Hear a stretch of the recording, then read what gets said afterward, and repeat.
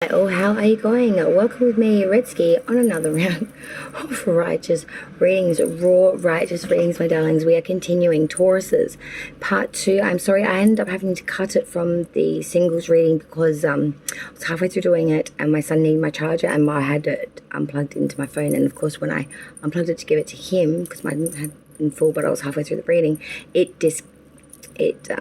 yeah, did its bullshit shit. So I'm really sorry about that. So the couples reading is now. This is the second part of the first. We did the singles. We're doing the couples now. Venus placements are highly prevalent. I've already pulled your cards, and this is a stunner of a reading. There is no way these cards are going back in there. I've had them sitting here for about the last hour or so in perfect placement. I wrote them down in my little book to make sure that you got this particular message, because Taurus couples, this is something special, and I ain't chucking it back for quids, my friends. So the way this works, this is the connection spread. If you are familiar with my channel, you will be familiar with this one. We've done it before. So the couples reading is the thoughts, feelings, and intentions Taurus has towards their person and their person towards Taurus. We then go for an outcome, and all these placements are then clarified to get an extra layer deep with one card. Okay, usually, unless Spirit provides me more. I've also today pulled for you the companion to the tarot deck, the manifest your future cards. Now these can say something that you have or something that you desire or something that you need in your life. These are reflections of manifestations that you are either connecting with or want to connect to, depending how it resonates for you. Okay, incorporate it how you feel. Okay, it's not a big deal, but I've pulled a couple of them for you as well, and they're in different parts of life, like income, love, health, wealth, all sorts of shit. Okay, they're lovely. It's by Benta French, this particular decks, and they are quite stunning, the tarot and this oracle that we're using today. All right, so no, that's enough of that. So Venus placements here are highly prevalent. Where your Venus lies, the star sign that holds that position in your natal chart is the star sign video we should be watching today, because this is a love reading, okay, guys? Now, this is for Venus placements of Taurus, for them and the person they're connecting with for the month of March of 2022. If you're not going by your Venus, that's okay. Sun, moon, and rising will still attain messages for you. Just remember, what you're watching, do the same for your partner. So if you're watching your sun, watch their sun, etc., etc., okay? Keep it in sync. The other message I have for you guys is roles can be reversed. As this is Taurus's reading, I will always have them on top. They will always be first read. It's the way it works. Even if I think that Taurus is this person or whatever else, I'm still going to refer to you as you're this person here, because that's how it works and we don't get confused, okay? But take the side that resonates. Don't make the story fit. You'll know if it's for you. Okay, so let's step through it now, because cards are drawn, and I very much want to get this out before any more interruptions. My kids have just gone down for a nap, so I just want to bang out this good shit for you. Now, Taurus, let's start with you. It is your reading. Your thoughts towards the person you're connecting with for March 2022. What are you thinking, my babes? We are thinking the Star and the Eight of Pentacles reverse. Okay. Star is the major arcana for Aquarius, okay? And it's all about that wish fulfillment.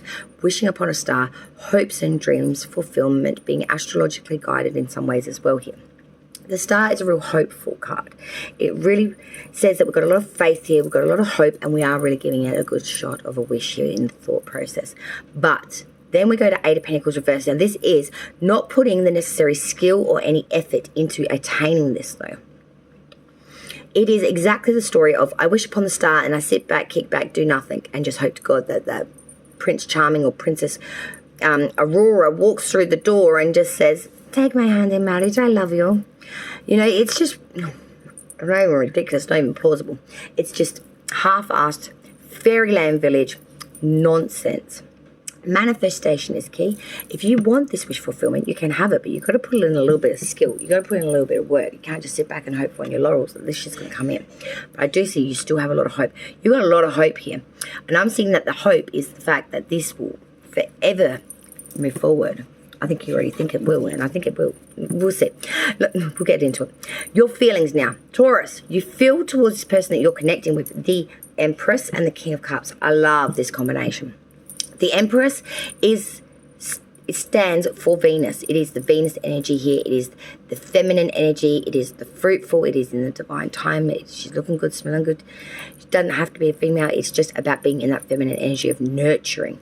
You know, the mother, the sister, the nurturer, the giver of life in many ways.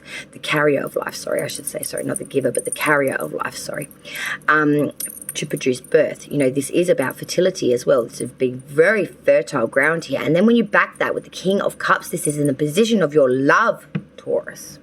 And Venus has even showed her beautiful body to us for this occasion. There is a lot of competence and artistry within this. You command the respect, you get respect. There's a lot of love here. You are very capable. Your motives are very invested in this, I want to say. But you're stable. Water is running through everything. But you are stable still. Go help yourself. Shh. But you are stable, you are solid, you are consistent. I love it. But your intentions, as I always say, the most important position is your intentions, because you can think and feel what you bloody well like. At the end of the day, it's what you intend to do, and you intend to do, Taurus. For this person, the Six of Wands and the Ace of Cups.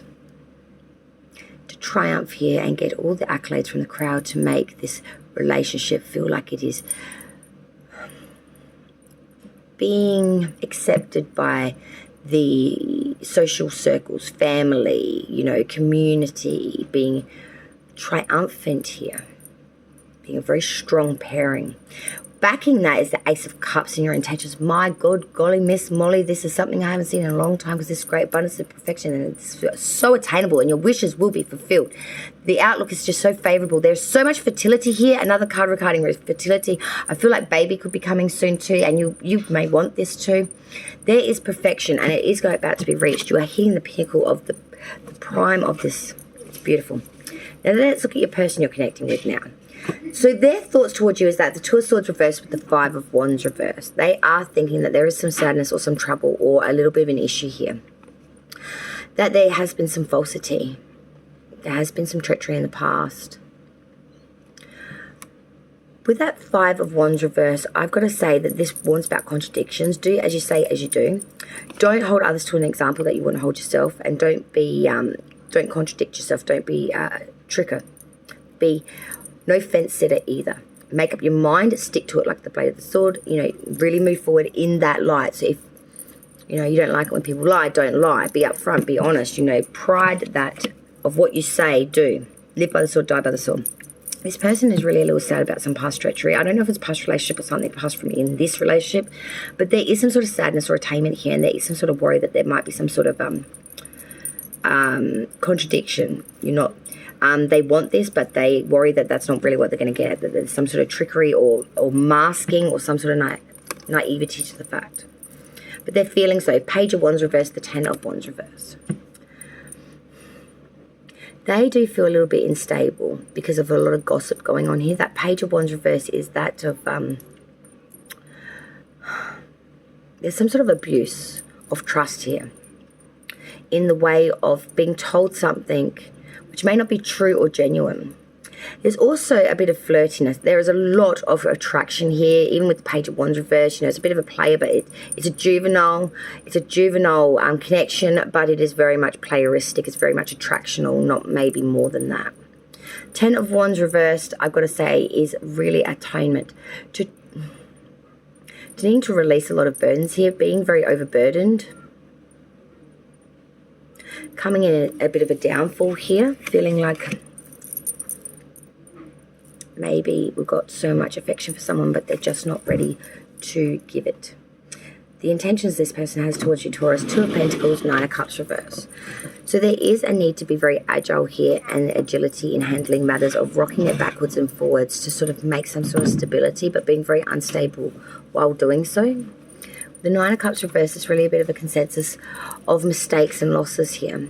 This person is really intending that there has been a bit of vanity or conceitment here, and it's really lacked or put a stopper in the way of moving forward with success here. And I feel that the agility is just not as what it should be. They're just not thinking that it's worth trying more than what they already have, kind of thing. It's like they're really giving it to the point.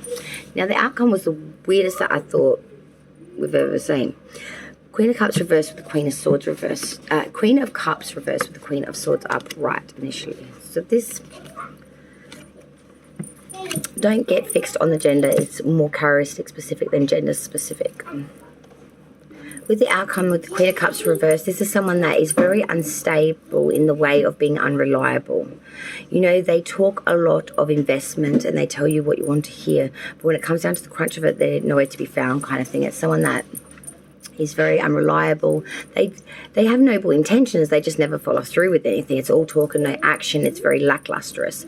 Then coming in behind that was the Queen of Swords. Now, this is quite comparable. This is someone that has gone through privatization and separation, that knows like divorce or real mourning energy. But she also knows how to wield a sword.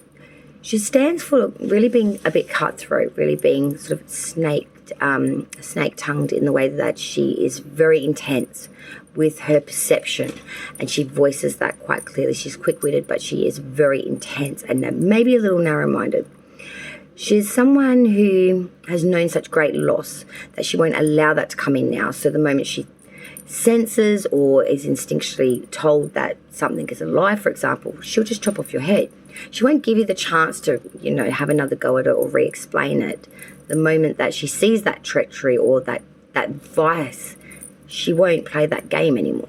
She will just take you out. And she's strong enough too. She's been through this before.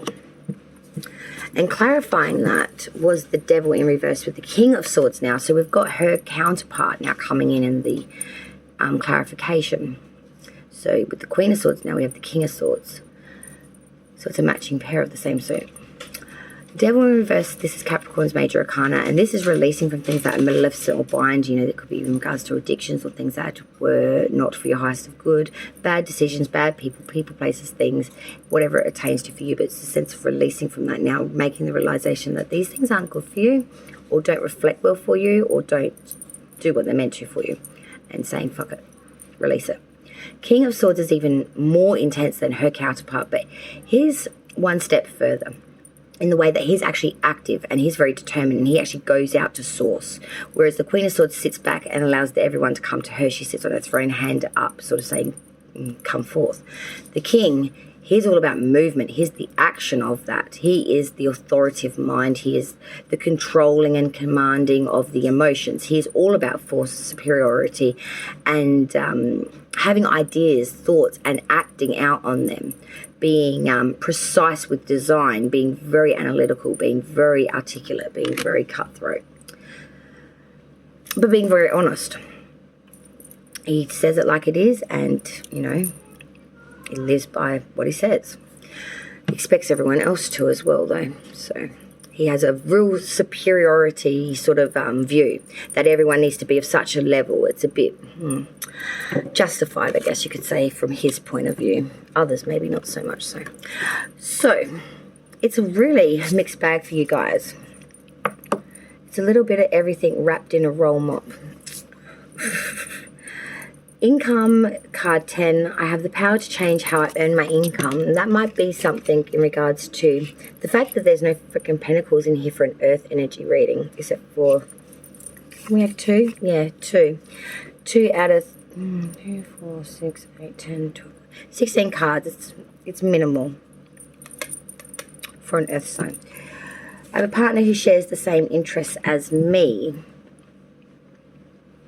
Similar-minded, similar interests. Whether this is this person or something that you, like a characteristic you wish they had. I have a partner who is happy to listen to me. So someone that's a good listener. Good listener, same interests. Maybe really sparks invention in the way you earn income. Power to change how you earn your income. Things of that nature. And 10, 5, and 17, if those numbers mean anything to you. Excellent, Taurus couples. I'm glad we were able to finally get that reading out, considering it was pretty much done and dusted to the last bit of reading when we lost connection. So, you know, maybe that's a sign. Keep connection flowing. Make sure things are on the same page. Make sure that really put security maybe at the forefront as well, because the lack of pentacle is a little bit concerning. You know, we all need a little earth to build anything off of. Without the earth, we lack stability, foundational, anything. everything would just blow off into the sky without the earth to stick to it. Okay? Just keep that in mind. Alrighties, I'm going to leave you there with that thought and sentiment, and I will see you next time. Bye.